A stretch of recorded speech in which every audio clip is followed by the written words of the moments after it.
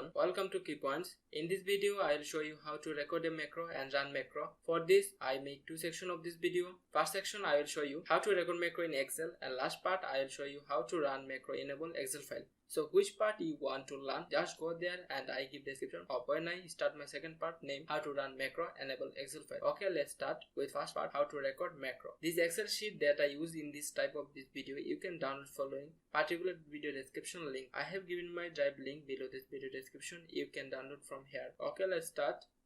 When you download this Excel sheet by following this video description link, open this sheet in your Excel. Now, Alex has been approached by consulting company who wish to automate the process of creating staff timesheets. They have several staffs who need to record their time on a weekly basis but who do not have the experience in working with Excel. Alex is going to use a macro to help automate the process of generating this timesheet for them. And what we are going to focus on this week is looking at how we can record, run, and the process of generating this timesheet for them. And what we are going to focus on this week is looking at how we can record, run, and edit macros. Now, the first thing we need to do to show our developer tab in the ribbon. So we are going to come to the file tab and we are going to come down to option, select customs ribbon in the left panel, and then on the right hand side you will see all the ribbon tabs. Most of them are selected by defaults, but the developer tab is not. So we are going to just make sure that is ticked and then say OK. You should now see the developer tab in the ribbon, and if you click on it, the first group is called the hood group, and that has all the tools we are going to need to work with macros. We are not ready to start recording our macro. The way it works when we record our macro is we hit the record button, we give it a name and specify where we want to store it. We then go through all the steps that we want to Excel to remember us doing, and then press stop. Excel will record each step in a language called VBA or Visual Basic for Application, and we can then play those steps back as often as we like. Let's see how it's done. So we are going to click the record macro button and we are going to give it a sensible name. This can be anything provided it doesn't include spaces or unusual punctuation. So underscores, numbers, and letters are accounted for. So hold your shift key down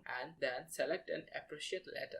We are going to call this create timesheet. We are also going to give it a shortcut key, although this is not required. Now Ctrl A through Z are pretty much accounted for. So hold your shift key down and then select an appropriate letter. I am going to go for T for timesheet, and so the shortcut key is going to be Ctrl plus Shift plus T. And then last thing I need to do before recording is decide where to store the macro. Put simply, you have two options. You can either store it in this workbook, which means the macro will travel with the workbook. Alternately, if you want to keep a macro that you are going to use with lots of workbooks and it's not going to travel with any of them particularly, you can store it in your personal macro workbook. This will be stored in your Excel startup folder and will open up but remain hidden every time you work with Excel. So any macros stored there will always be available to you on your computer but will not be available to anybody else. In this case, we need to be stored in this workbook. So we are going to leave that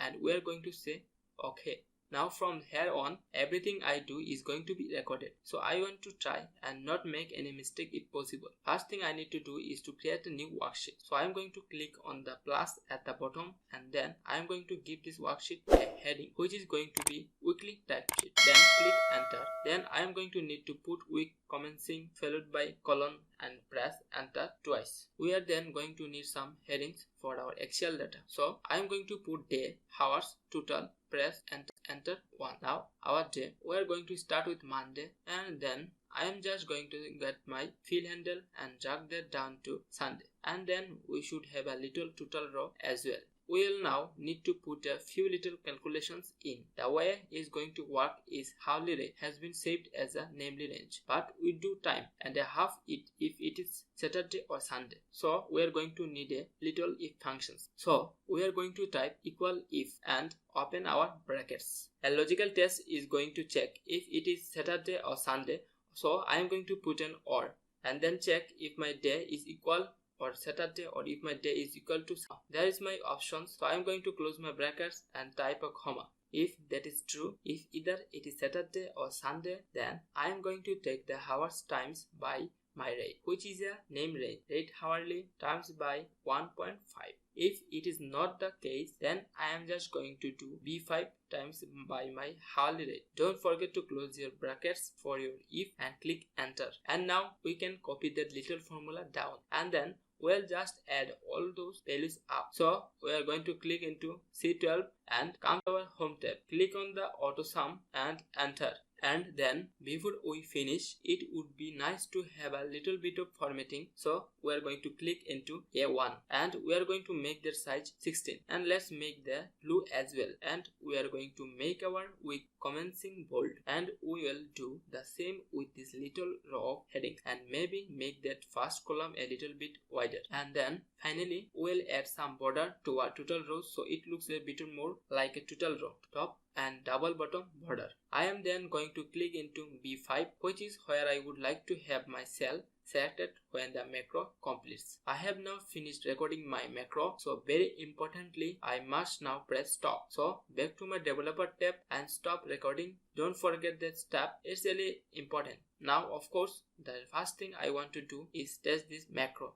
But before I can, it is very important I save the workbook. Any changes made by macro cannot be undone. So if your macro messed up your workbook and you had to close without saving, you would lose any changes in your workbook and you would lose your macro. It's very important to save fast. Now what I should do at this point is click file, save as, but I'm going to just hit the save button and a message pops up, and what this message is saying is that you cannot save macros in a standard Excel workbook. And if I go ahead and press yes, it is actually going to delete my macro, which will be really frustrating. So I'm going to click no, going to take me to the save as, which is where I should have gone in the first place. And it is very important when you want to save a workbook with a macro that you save it as a macro enabled workbook or XLSM. You can also save it as a binary that support macros. And if this were a template and I could save it as a macro enabled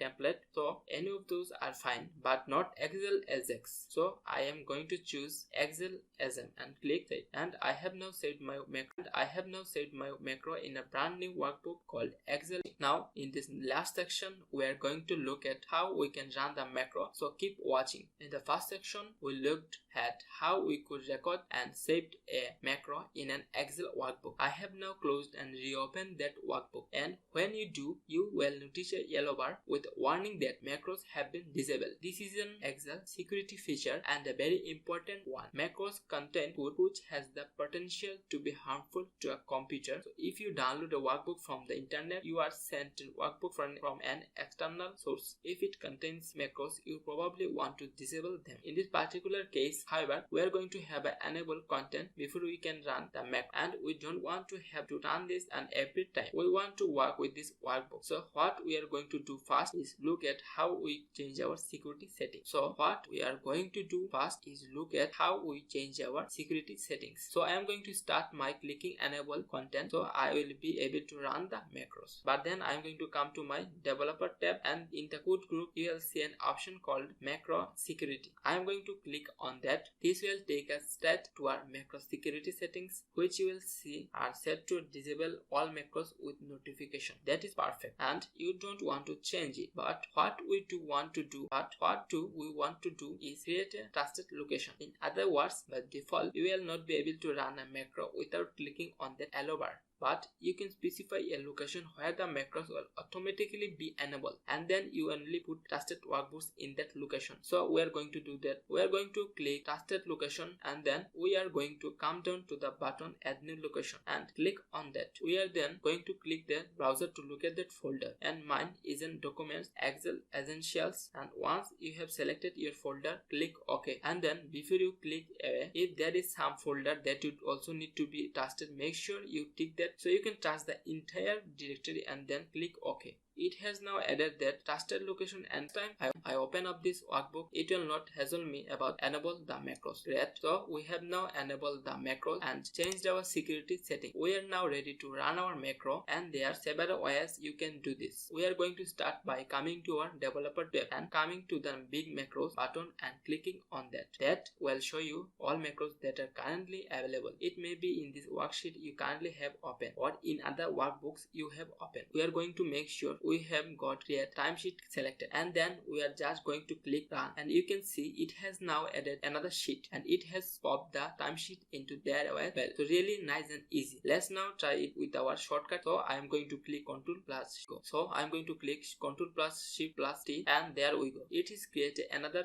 timesheet. So really easy. Maybe for our average user who does not that familiar with macros and doesn't have a developer tab, and maybe they don't know the shortcut, a button would be an even easier way. Well, that's what we are going to do next. So this time I am going to click back onto my sheet 1, and I am going to add a button, and I am just going to put it over there. Now there are a few ways you can do this as well. In your controls group on your developer tab, if you come to the insert, there's a form control which is a button. This works very nicely, but you can't edit these buttons. So we are going to go for a more graphical approach. We are going to go to our insert tab on the ribbon, and we are going to find the shapes, and I am going to click on the shapes, and you can really choose any shapes you like, but I am going to go for one that looks quite button type. So I am going to go for a rounded rectangle, and then I am going to come into the worksheet and click and drag to draw my button. With the button drawn, I am just going to immediately type. You don't need to right click new timesheet, and then if you want to edit this button at all, you have some shape styles up here where you can add a little bit of styling, so you can make it looks little bit more button type. And of course you can go and edit your text as well. So I'm just going to center that, and that now looks quite nice. Now at this moment that is still